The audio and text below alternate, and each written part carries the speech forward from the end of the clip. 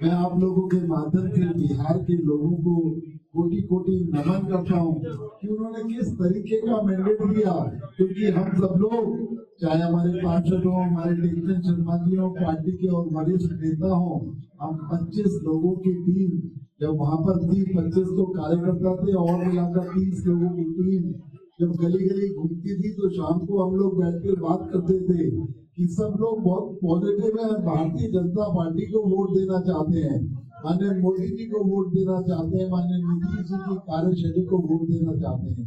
तो हमें भी उम्मीद थी कि हमारा कैंडिडेट भी जीतेगा, भारतीय जनता पार्टी जीतेगी, क्योंकि उस डिस्ट्रिक्ट में 5 सीटें थी, सिर्फ एक भारतीय जनता पार्टी की थी और 4 सीटें हमारे सहयोगी दलों की थी। मित्रों, आपको जानकर खुशी होगी, वो सीट पर हमारा कैंडिडेट तो 50,000 से आगे चल रहा है, वो चारों सीटें भी जीतने का काम एनडीए के लोगों ने किया है। तो पूरे डिस्ट्रिक्ट के अंदर सुब्रा साहब और जो भारतीय जनता पार्टी का कैंडिडेट था वो कम से कम मुझे लगता है कि 60,000 प्लस से वहां पर जीतने का काम कर रहा है। तो जो हमारे विपक्ष के नेता माननीय राहुल गांधी जी बहुत बड़े नेता हैं, बहुत बड़े नेता इसलिए कि बहुत बड़े परिवार में जन्म लिया, वरना नेतागिरी वाला कोई गुण नहीं है उनके अंदर।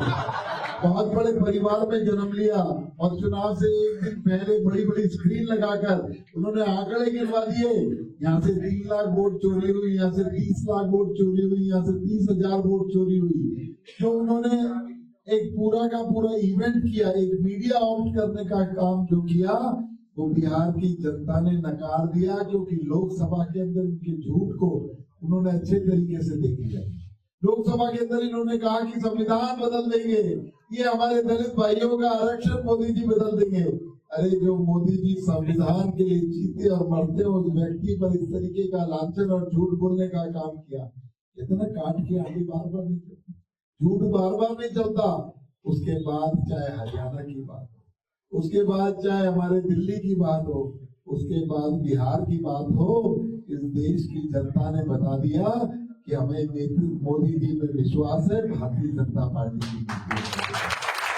तो इसलिए ये झूठ परेड नहीं। अब क्या बोलेंगे, अब क्या बोलेंगे, कितनी वोट चोरी करेंगे? अरे भैया उनके हिसाब से तो डकैती डल गई, वोट चोरी क्या हो गया, डकैती डल गई, तो बिहार की जनता ने डकैती डलवा दी।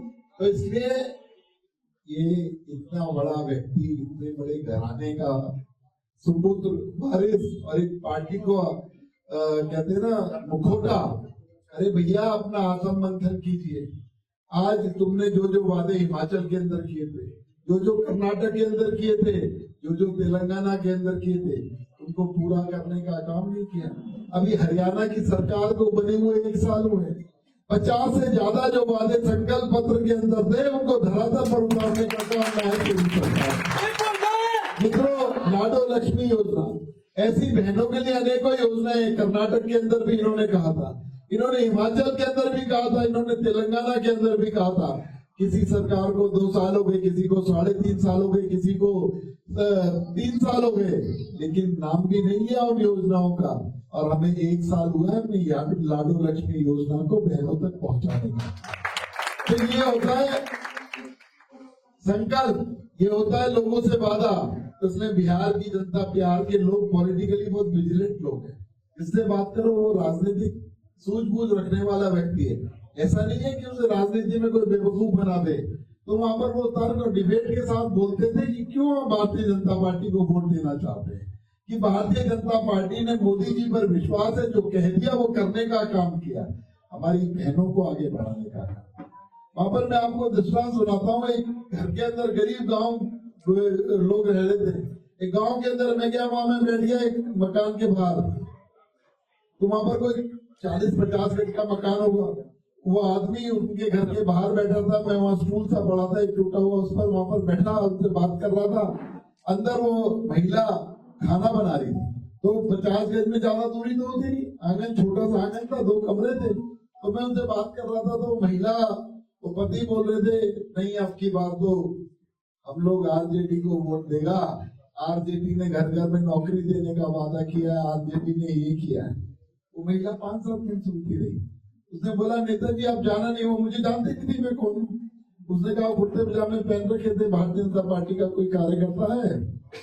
तूने कहा नेताजी जाना नहीं, मैं 5 मिनट में आई। मैंने कहा बैठिए बैठिए।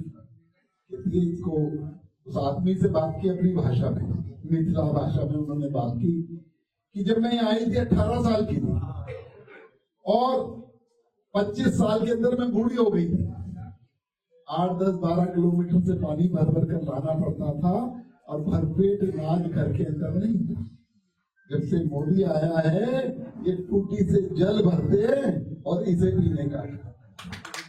तो महिला बोल रही थी कि मेरी आंखें सूज जाती थी, चूल्हे पर जब रोटी बनाती थी सुबह ही शाम तक का खाना बनाना पड़ता था और एक बार में घंटों चूल्हे पर बैठा रहना पड़ता था, बटन दबाते और गैस से खाना बनाने का काम। ये किसने दिया?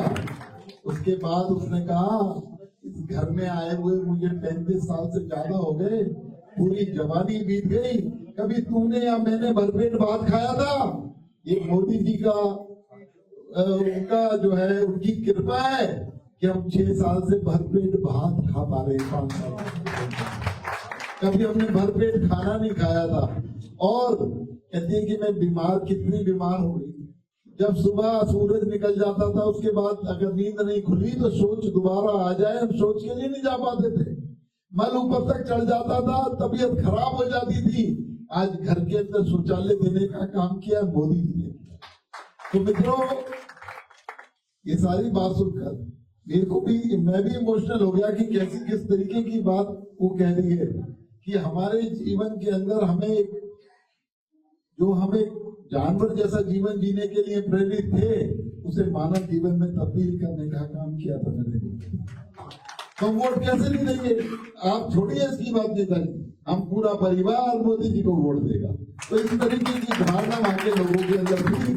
और मैं देख रहा हूँ कि आज ये 208 का जो आंकड़ा है, 209 का आंकड़ा, हे भगवान,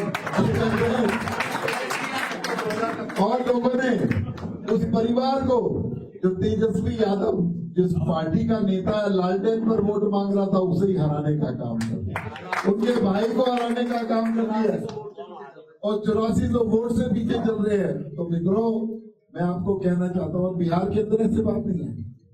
मैं सौरभ जी बिहार के अंदर कोई 1000 किलोमीटर चला, बिहार के छोटे छोटे गांवों के अंदर क्या पक्की सड़कें, इतनी सुंदर सड़कें, मैं अकेला नहीं, मैं सब 20 लोग थे।